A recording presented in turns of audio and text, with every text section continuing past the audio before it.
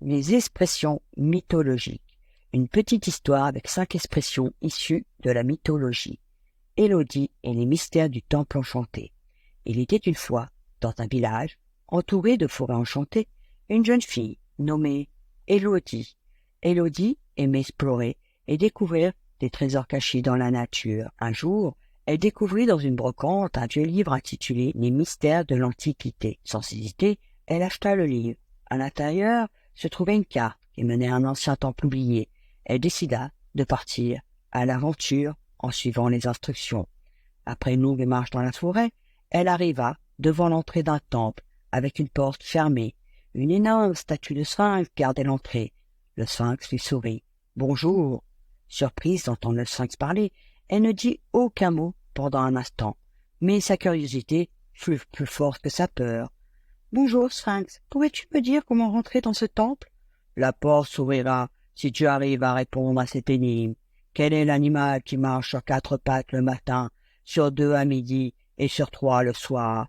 Élodie réfléchit un moment, puis, avec un sourire de sphinx, répondit « L'homme, car enfant il marche à 4 pattes, adulte se tient debout, seul et âgé s'appuie sur un bâton. » Le sphinx disparut et la porte du temple s'ouvrit. Élodie entra dans le temple. Le mur était orné de magnifiques fresques racontant d'anciennes histoires, mais plus elle avançait, plus elle se sentait perdue dans un dédale de couloirs et de tunnels. Tous se ressemblaient. Un vrai labyrinthe.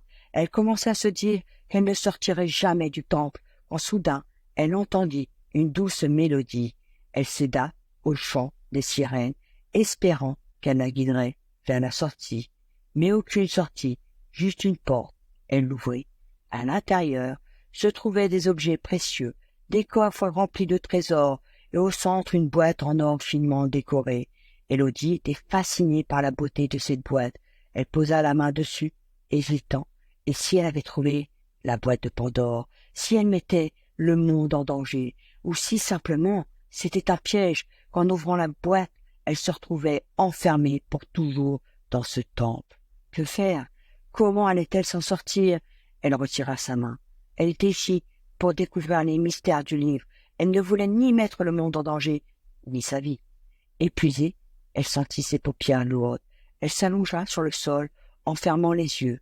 Elle crut voir un papillon dans cette obscurité s'approcher et lui sourire. Mais comment cela était-il possible? Sur ces questions, elle tomba dans les bras de Morphée. Elle se réveilla le lendemain dans sa chambre, se demandant si toute cette aventure n'avait été qu'un rêve. Elle ouvrit sa fenêtre, et là, à la lumière du matin, devant elle, elle crut voir, pendant quelques instants, un papillon qui lui souriait. As-tu trouvé les 5 expressions? Expression numéro 1. Un sourire de sphinx. Pour adultes, certaines personnes ont un sourire énigmatique. On ne sait pas ce qu'elles cachent. Selon la légende antique, le sphinx au visage de femme et au corps de lion gardait la ville de Thèbes. Les voyageurs qui passaient à proximité devaient obtenir son aval avant d'aller plus loin. Le sphinx leur soumettait alors une énigme. Soit ils y répondaient correctement et le chemin leur était ouvert, soit ils échouaient et la bête les dévorait. De retour d'exil, Oedipe affronte le sphinx. Quel est l'animal qui marche à 4 pattes le matin, sur 2 à midi, sur 3 le soir? Il demanda le monstre avec un sourire impénétrable. L'homme, lui répond alors Oedipe, car il marche à 4 pattes bébé, à 2 adulte, car il se tient tout seul, et à 3 âgé, quand il a une canne. Battu, le sphinx se jette de son rocher, libérant la ville de sa malédiction. Pour les enfants, c'est un peu comme quand tu fais un dessin en demandant aux autres, avec un sourire en coin, car toi, évidemment, tu sais ce que ton dessin représente, de deviner ce que c'est. Voilà, tu as compris. Un sourire de sphinx, c'est un sourire de mystère et de devinette. Expression numéro 2. Elle se sentait perdue dans un dédale. Se perdre dans un dédale. Pour les adultes, il est particulièrement difficile de s'extraire de certains labyrinthes. On les appelle alors des dédales. Le tout premier, celui de la mythologie, servait à maintenir prisonnier un monstre, le Minotaure. Le roi Minos a demandé à un architecte réputé de le construire dans le but d'empêcher à la fois que le monstre s'échappe et que quiconque ne puisse l'approcher. Son existence est en effet honteuse pour le roi Minos, car le Minotaure est l'enfant de la reine, son épouse et d'un taureau. Mais l'architecte a confié les secrets du labyrinthe à Ariane, la fille du roi. Celle-ci les livre à un jeune héros Thésée, qui entre dans le lieu interdit et tue le Minotaure. Se sentant trahi, Minos condamne alors le bâtisseur à être enfermé dans sa propre construction. Ce dernier s'appelle évidemment Dédale et laissera son nom pour toujours au labyrinthe. Pour les enfants, se perdre dans un dédale, c'est un peu quand on se retrouve dans un supermarché avec plein d'allées et qu'on ne sait plus par où passer pour trouver ce qu'on cherche. On tourne à rond, on prend des détours et on ne sait plus comment retrouver le chemin. Donc quand on dit se perdre dans un dédale, ça veut dire qu'on est un peu perdu et qu'on ne sait plus comment retrouver le bon chemin.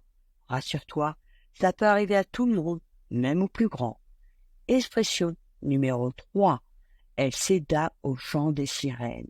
Céder au chant des sirènes. Pour les adultes, cela renvoie à un épisode de l'Odyssée conté par le poète grec Homère. Les sirènes sont des créatures vivant dans la mer près de l'actuelle Sicile. Elles attirent les marins au fond des eaux en chantant, leur voix étant si mélodieuse que nul ne peut s'y soustraire. Cependant, Ulysse, le roi d'Ithaque, trouve la parade. Lorsque son navire approche du détroit, où elle se niche, il ordonne à ses hommes d'équipage de se couler de la cire dans les oreilles. Ainsi, il reste sourd aux tentatrices. Quant à lui, il se fait attacher solidement au mât du navire pour résister, quoi qu'il en coûte, aux sirènes enchanteresses. Pour les enfants, céder au chant des sirènes, c'est un peu comme quand tu dis « je vais manger seulement un petit morceau de gâteau » et tu finis par tout dévorer, ou quand tu dois ranger ta chambre, mais que tu es tellement absorbé par ton jeu préféré que tu ne peux pas résister à l'envie d'y jouer encore un peu plus longtemps.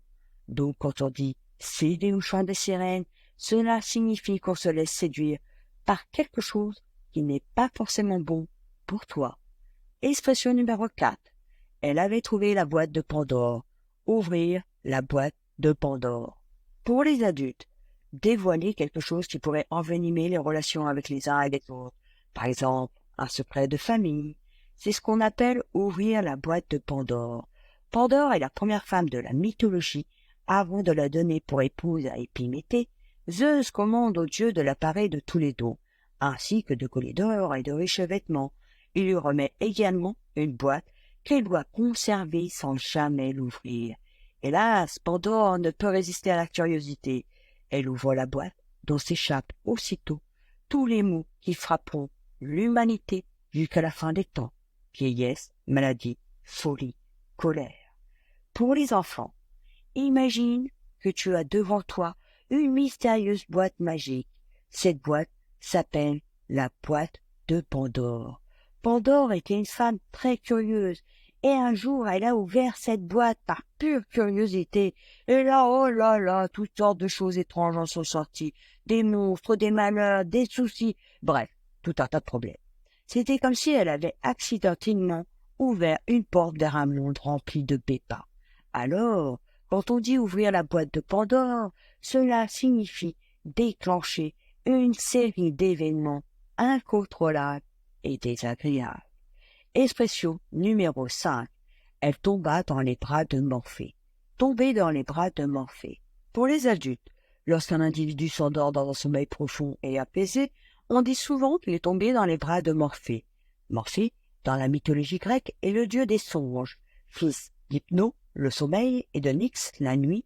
À la nuit tombée, c'est lui, dit-on, qui endort les mortels, en les touchant avec des fleurs de pavot, un ingrédient que l'on retrouve d'ailleurs dans la morphine, dont le nom est évidemment tiré de celui de notre héros. Pour les enfants, lorsque tu tombes dans les bras de Morphée, cela signifie que tu t'endors paisiblement et que tu laisses derrière toi les tracas de la journée, que tu plonges dans un océan de tranquillité et de rêves merveilleux, dans un univers imaginaire de surprises et de magie.